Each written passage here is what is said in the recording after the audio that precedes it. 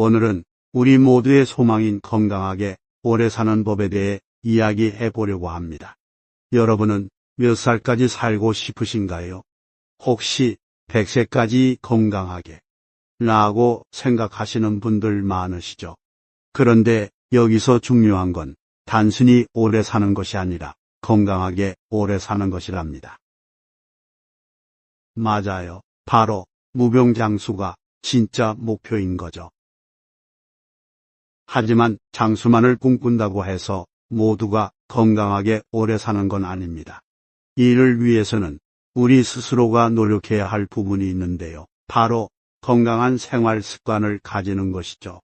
여기서 한 걸음 더 나아가 건강한 생활 습관도 중요하지만 그걸 나에게 맞게 조정하는 것이 더욱 중요합니다. 우리가 흔히 건강을 위해 해야 한다고 생각하는 것 중 하나가 바로 운동이죠. 하지만 여기서 말하는 운동은 헬스장에서 땀 흘리며 하는 격렬한 활동만을 의미하지 않습니다. 일상 속에서 부지런히 몸을 움직이는 것, 그것이 바로 우리가 지향해야 할 건강 습관 중 하나랍니다.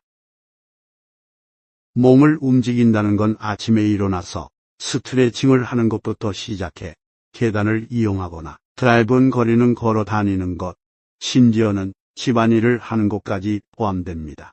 사실 우리 몸은 생각보다 움직임을 매우 좋아해요. 움직임은 혈액순환을 촉진하고 근육을 강화시키며 심장 건강에도 아주 좋죠. 예를 들어 식사 후 바로 앉아 있거나 눕기보다는 산책을 하거나 집안일에 몸을 쓰는 것만으로도 우리 몸은 활기를 찾습니다.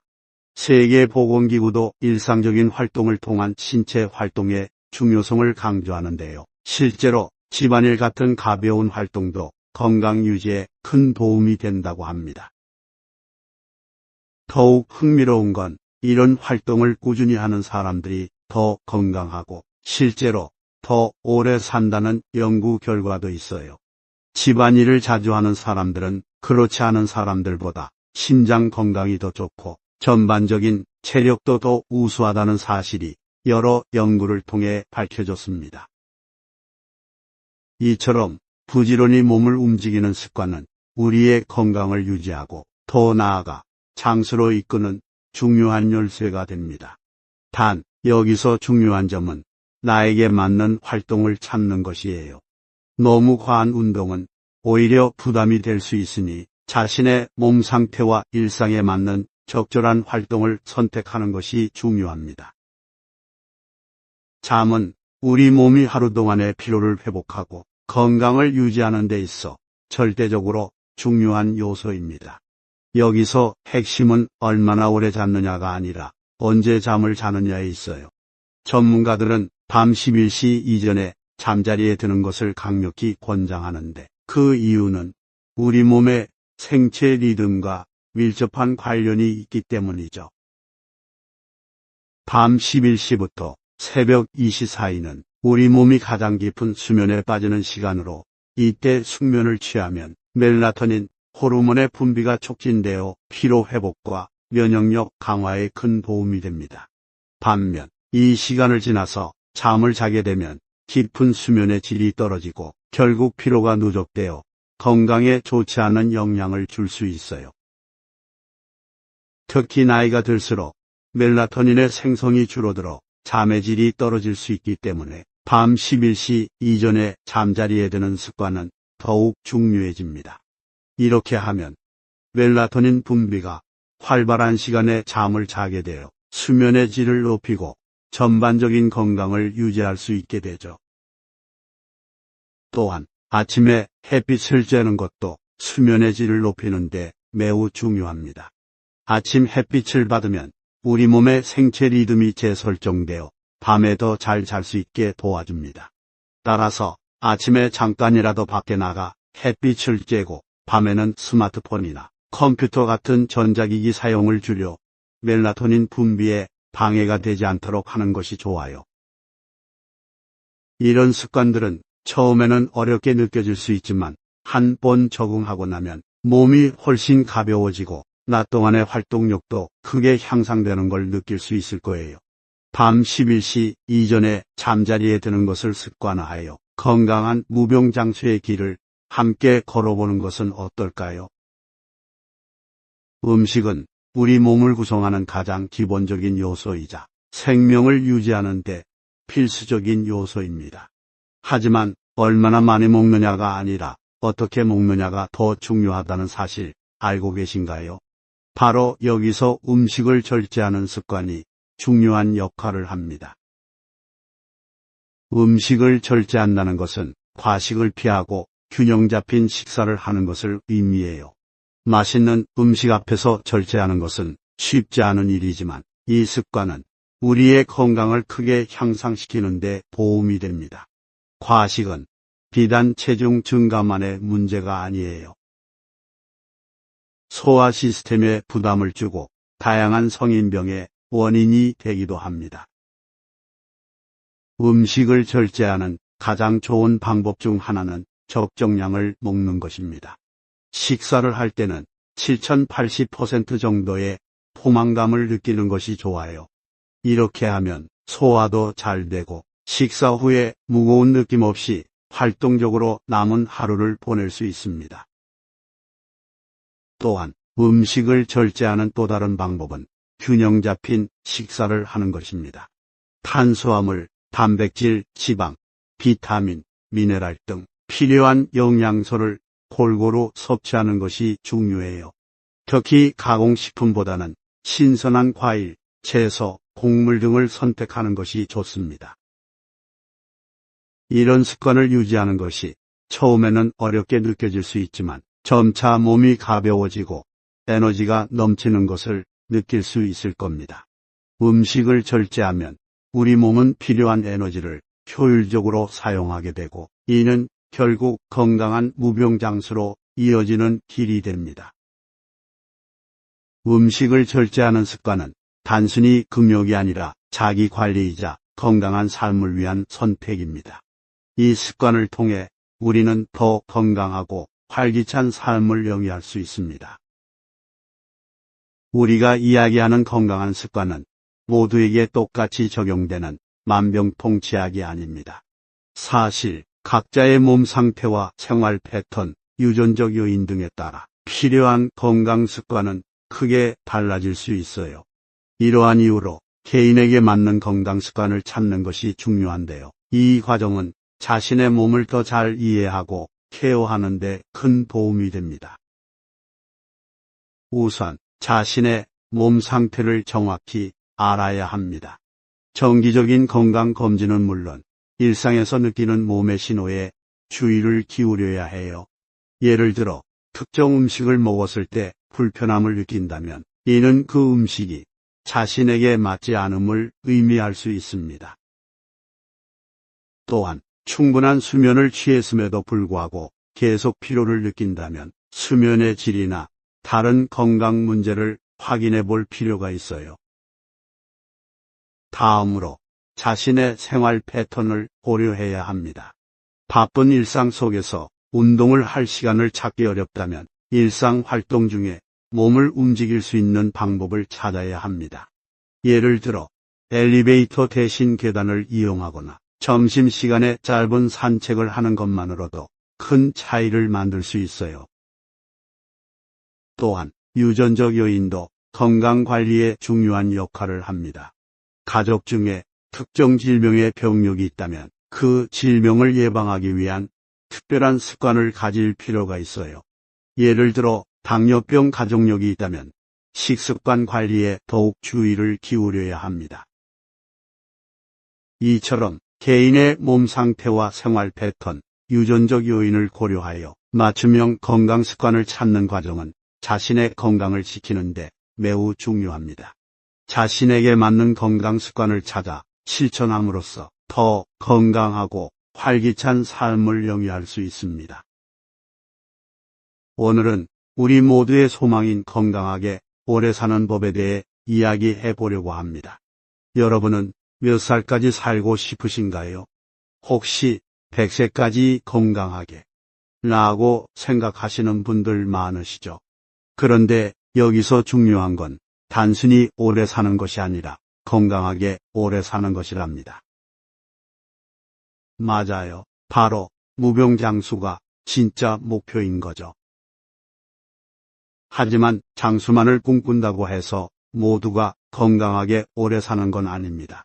이를 위해서는 우리 스스로가 노력해야 할 부분이 있는데요. 바로 건강한 생활 습관을 가지는 것이죠. 여기서 한 걸음 더 나아가 건강한 생활 습관도 중요하지만 그걸 나에게 맞게 조정하는 것이 더욱 중요합니다. 우리가 흔히 건강을 위해 해야 한다고 생각하는 것 중 하나가 바로 운동이죠. 하지만 여기서 말하는 운동은 헬스장에서 땀 흘리며 하는 격렬한 활동만을 의미하지 않습니다. 일상 속에서 부지런히 몸을 움직이는 것, 그것이 바로 우리가 지향해야 할 건강 습관 중 하나랍니다. 몸을 움직인다는 건 아침에 일어나서 스트레칭을 하는 것부터 시작해 계단을 이용하거나 짧은 거리는 걸어 다니는 것, 심지어는 집안일을 하는 것까지 포함됩니다. 사실 우리 몸은 생각보다 움직임을 매우 좋아해요. 움직임은 혈액순환을 촉진하고 근육을 강화시키며 심장 건강에도 아주 좋죠. 예를 들어 식사 후 바로 앉아있거나 눕기보다는 산책을 하거나 집안일에 몸을 쓰는 것만으로도 우리 몸은 활기를 찾습니다. 세계보건기구도 일상적인 활동을 통한 신체 활동의 중요성을 강조하는데요. 실제로 집안일 같은 가벼운 활동도 건강 유지에 큰 도움이 된다고 합니다. 더욱 흥미로운 건 이런 활동을 꾸준히 하는 사람들이 더 건강하고 실제로 더 오래 산다는 연구 결과도 있어요. 집안일을 자주 하는 사람들은 그렇지 않은 사람들보다 심장 건강이 더 좋고 전반적인 체력도 더 우수하다는 사실이 여러 연구를 통해 밝혀졌습니다.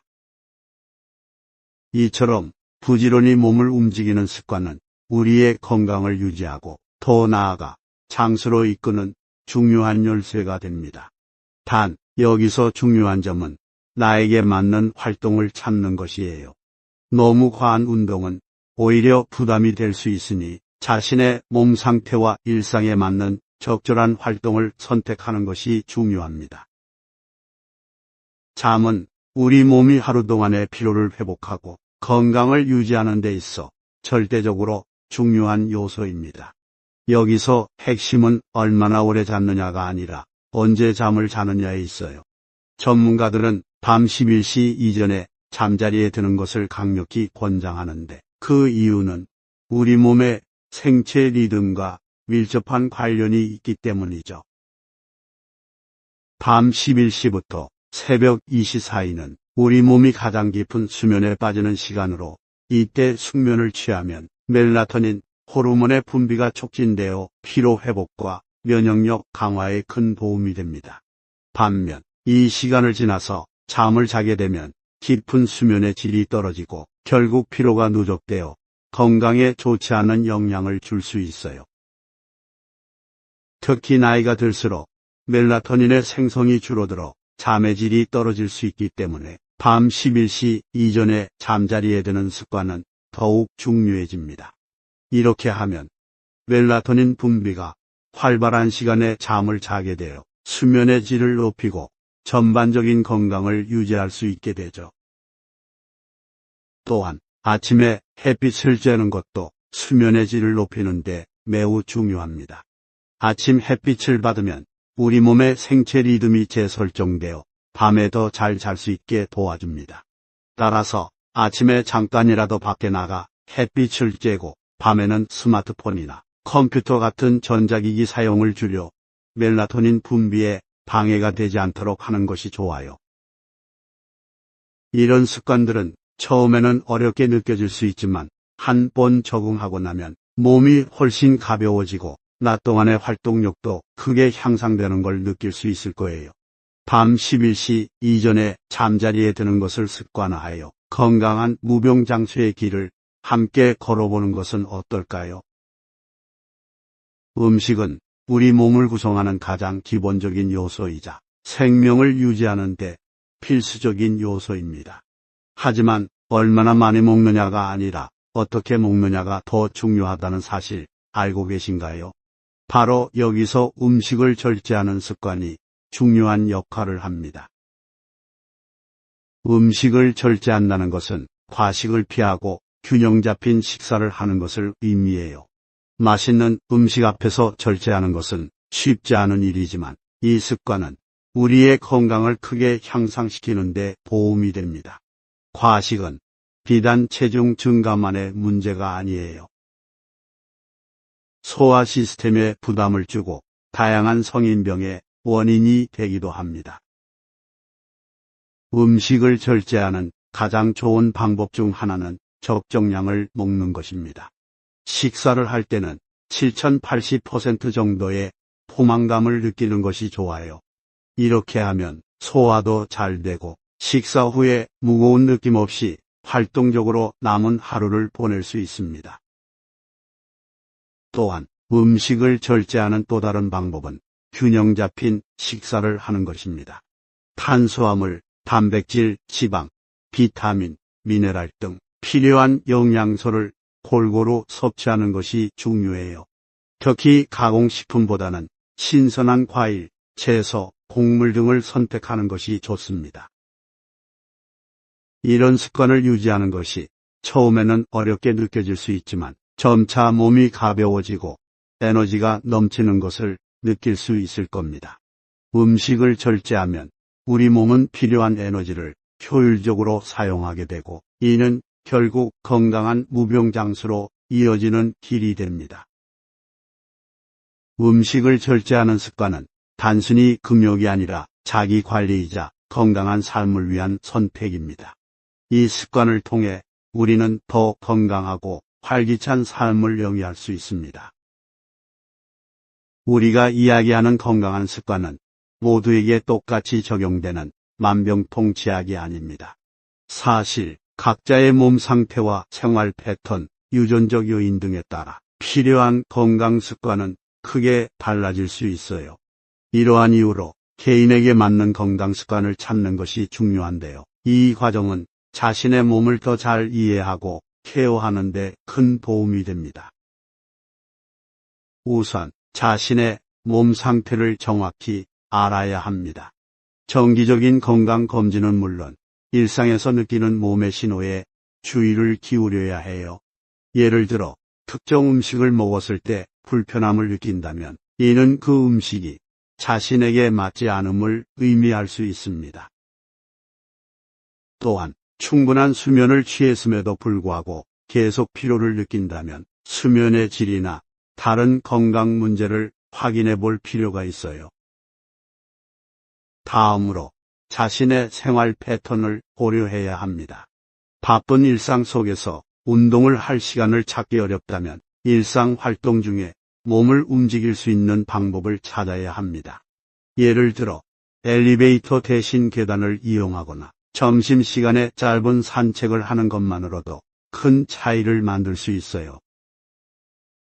또한 유전적 요인도 건강관리에 중요한 역할을 합니다. 가족 중에 특정 질병의 병력이 있다면 그 질병을 예방하기 위한 특별한 습관을 가질 필요가 있어요. 예를 들어 당뇨병 가족력이 있다면 식습관 관리에 더욱 주의를 기울여야 합니다. 이처럼 개인의 몸 상태와 생활 패턴, 유전적 요인을 고려하여 맞춤형 건강 습관을 찾는 과정은 자신의 건강을 지키는 데 매우 중요합니다. 자신에게 맞는 건강 습관을 찾아 실천함으로써 더 건강하고 활기찬 삶을 영위할 수 있습니다.